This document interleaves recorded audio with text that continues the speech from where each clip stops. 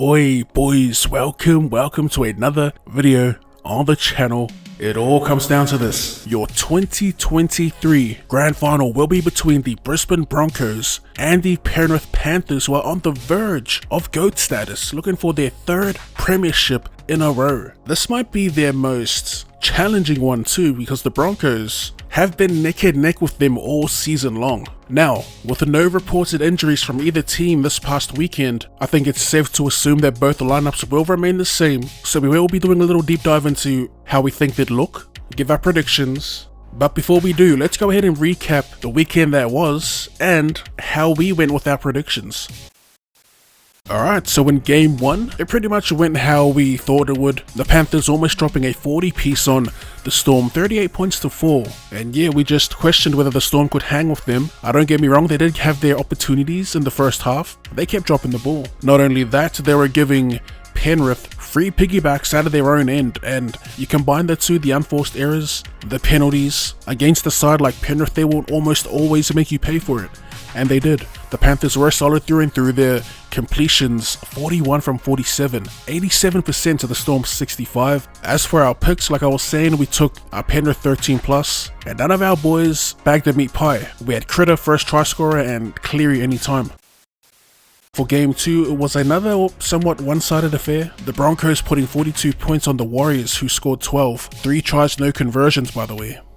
We actually took the Broncos 1-12, so we were incorrect with that, but our picks for the bakery boys, we bagged a couple of meaty meat pies, with Dallin Watene-Zelezniak first try scorer and Jordan Ricky anytime. The game itself was entertaining, I'll say that.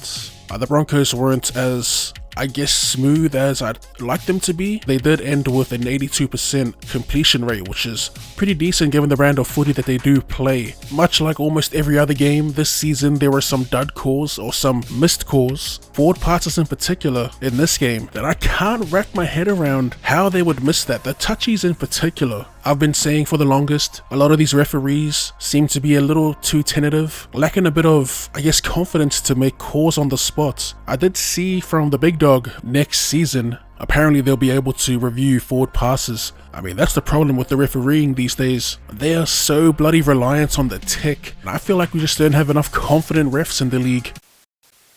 And now, the lineup. The reason I'm doing this so early is because I won't be able to record this on the usual dates, so we're getting in early, and like I said, both of these teams should be full strength. They both got to take off their key players late in the second half, but yeah, let's get to it, starting with the Broncos. Their back line should consist of Reece Walsh, Jesse Arthurs, Donny Staggs, Herbie Farnworth, and Selwyn Cobbo. Ezra Mam and Adam Reynolds in the halves, of course, and for the Panthers, we have Dylan Edwards, Sunia Turiva, Isaac Tungle, Steve Crichton, Brian To'o, with Jerome, Luai, and Nathan Cleary in the halves. The Bronx engine room, we got Tom Flegler, Billy Walters, Peyton Haas, Kurt Capewell, Jordan Ricky, and Pat Carrigan. And for the Panthers, it should be Moses Leota, Mitch Kenny, James Fisher-Harris, Scott Sorensen, Liam Martin, and Isaiah Yeo. At the head-to-head for the bench, we got, for the Bronx, Tyson Smoothie, Brendan Piakura, Kobe Hetherington, and Keenan Palacia, with Jack Cogger, Lindsay Smith, Spencer Leniu, and Luke Garner. For the Panthers, it'll be interesting to see what they'll do with Penrith, if they will make changes to their bench, because they only ended up using 7 interchanges, such as the benefits of being the most fit, the most well-conditioned team in the league. If they were to make some surprise changes, I'd expect a Tyrone Peachy maybe for Jack Cogger, or Luke Garner. Time will tell, but that should be your grand final teams. As for my pick, regardless of potential changes, my pick will remain the same. Now, I'm obviously going to pick the Broncos. As the grand final, you can expect a bit of bias here. Both of these teams met twice during the regular season, with the Broncos getting the win in round 1. But it's round 1, I know it's a win on paper, but for the most part, the first few rounds are a bit of a feeling out process. We'll shoot Penrith some bail there. I mean, it was only a 1-point win. Both teams were pretty much at full strength, and for the second game, it was round 12, and the Panthers got a pretty, I don't want to say comfy win. It was comfy in regards of the scoreboard, but in saying that, the Broncos didn't have Adam Reynolds. This is what has me so bloody gassed for this grand final. Both teams should be at full strength. Both teams have been in their own lane for most of the season. I'm expecting an absolute grueler, a barn burner. I have the Bronx taking it, only just 1 to 12 points, as where I'll lean. What I do worry about the most though is the, I don't want to say recklessness, we'll say decision making from the Broncos, along with the ill discipline that tends to land them in hot water.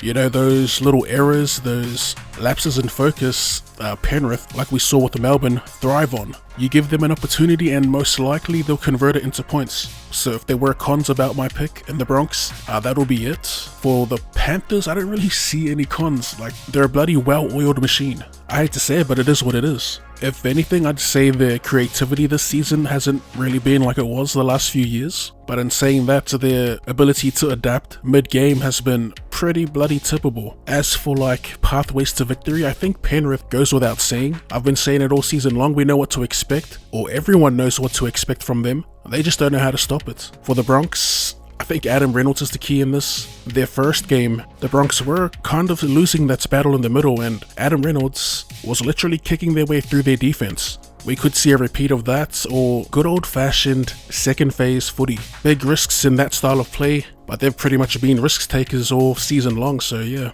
I can't wait to see how this plays out. It's such a bloody mouth-watering grand final to think about. The styles clash alone between the fullbacks. You have your gritty hard worker in Dylan Edwards, and you have your flashy risk taker in Reece Walsh. Always on go.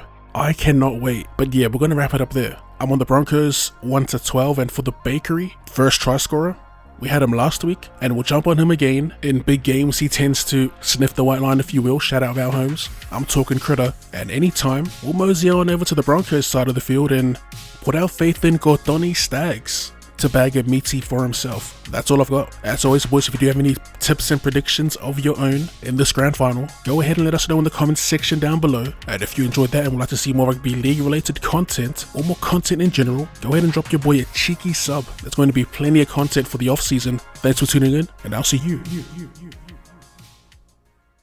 later.